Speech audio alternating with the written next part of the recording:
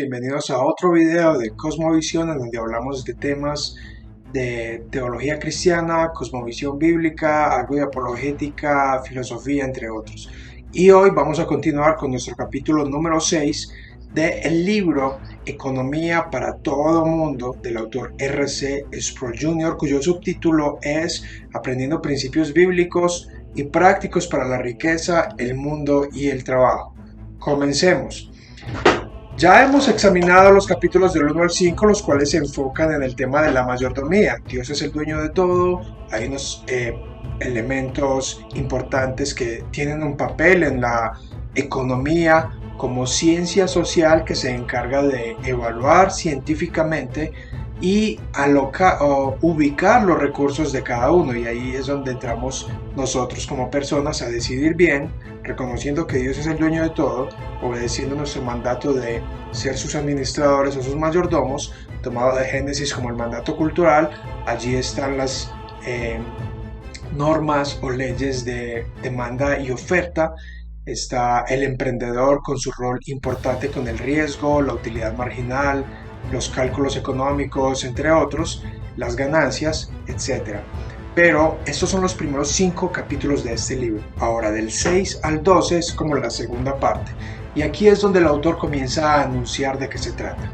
Esto lo vamos a ir desenvolviendo rápidamente para generar interés en estos episodios, o mejor dicho, capítulos que siguen de este libro. El objetivo es generar inquietud, generar interés en este material, porque en realidad es un material básico de economía. Como lo he dicho, yo no soy economista, pero lo que ofrece son principios bíblicos, principios sólidos, principios teóricos, académicos, que cualquier persona puede entender. Entonces comencemos con este episodio, el cual es la historia de dos teologías, de Dios a la política. Esto tiene una parte A y parte B, así que voy a tratar de hacer el capítulo 6 y 7 cortos o uno solo, porque es demasiada información en estos dos capítulos. El autor ofrece demasiada información. Para hacer un curso básico es demasiado profundo, porque vamos a ver de qué habla. En su introducción él afirma, por ejemplo, veremos la cosmovisión tanto del cristianismo como del ateísmo, de cómo la filosofía, la teología y la economía están relacionadas con la teología o el concepto que se tenga acerca de Dios en la antropología y el entendimiento que se tiene del hombre en la filosofía, en la política y en los sistemas políticos. Esto lo podemos ver en la imagen que voy a proyectar, en donde él basa estos capítulos en este edificio, y los conceptos que cada uno de nosotros tenga acerca de cada uno de esos elementos, comenzando con Dios, el hombre, etcétera, va construyendo con esos bloques el sistema político, el cual es alimentado, o mejor conduce, el sistema filosófico. Para esta primera parte, el autor cita 2 pasajes bíblicos con el fin de fundamentar estos temas, porque aquí él abiertamente dice que va a hacer una comparación de cosmovisiones, de sistemas políticos y de filosofías políticos, y yo sé que todos nos vamos a sentir familiarizados con ellos. Él fundamenta con el Salmo número 2 y Daniel capítulo 2. Clásicamente el Salmo número 2 es el salmo que sintetiza o resume ese choque espiritual entre el reino de Satanás y el reino de Dios. El salmo dice cómo se amotinan las naciones y conspiran contra el Señor y contra su ungido. Eso haciendo un eco de Génesis, cuando el Señor dice: pondré enemistad entre ti, entre la simiente tuya y la simiente de la mujer. Es Dios quien inicia una guerra, pero la realidad es que hay una guerra de los reinos del mundo, los reinos de Satanás contra el reino de Dios, que se ha dicho de paso, el reino de Dios se define generalmente por la mayoría de teólogos, el gobierno de Dios en el lugar de Dios, para el pueblo de Dios. Y el otro pasaje, que es Daniel capítulo 2, es donde Daniel interpreta el sueño de Nabucodonosor. Allí básicamente el Señor le está hablando a Nabucodonosor como un gran gobernante del mundo, y allí Daniel se lo interpreta de nuevo para explicar o para puntualizar los dos bandos, por decirlo así, el reino de Dios y el reino de Dios. Él nos dice que si la economía está íntimamente relacionada con el mandato cultural, recordemos que está basado con ir y multiplicarse en la tierra. Y el ser mayordomos ante Dios, entonces la economía está relacionada con muchas otras cosas, incluyendo nuestra filosofía y nuestra teología. El resultado de nuestras creencias sobre la economía tiene profundas consecuencias en nuestras vidas como mayordomos ante Dios. En otras palabras, él está diciendo, hey, el mandato de Dios de hacer fecunda la tierra, tener hijos y llenar la tierra de personas y dominar y amaestrar la creación, transformar las artes, la música, trabajar, no es algo simplemente material o secular. Todo está íntimamente relacionado con nuestros conceptos acerca de Dios, con nuestros conceptos del hombre y las ideas acerca del mundo que generemos a partir de allí. Y para puntualizarlo mejor, el autor toma dos ejemplos. Uno tomado con Inglaterra desde los años 1750 en adelante como un ejemplo del libre mercado.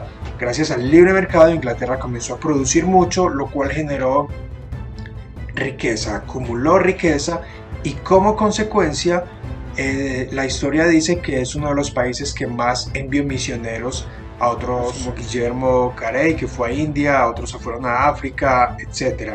Y lo acopla con países como Gales, Irlanda y países más o menos de ese sector europeo que fueron influenciados tanto número uno por las economías o las políticas de libre comercio y la reforma protestante.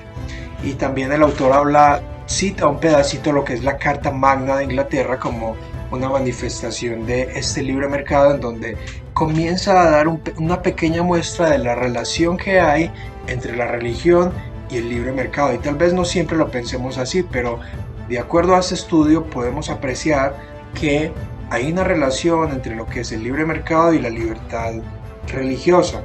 Después hace un contraste con Rusia en 1917, aproximadamente 80 años a partir de 1917 de la Revolución Rusa, en donde solo hubo pobreza, hubo persecución, opresión. Para mayor conocimiento o mayor indague acerca de ese tema, léase El archipiélago Gulag de Alexander Solzhenitsyn, en donde las políticas socialistas, partiendo desde las ideologías de Karl Marx, bajo el liderazgo de Vladimir Lenin, actualizando es: cuando hay libertad económica, hay libertad religiosa. Cuando no hay libertad económica, no hay libertad religiosa. Y por supuesto, él compara esto con la Alemania nazi, con China, con Camboya, Corea del Norte, Cuba, por supuesto, Venezuela.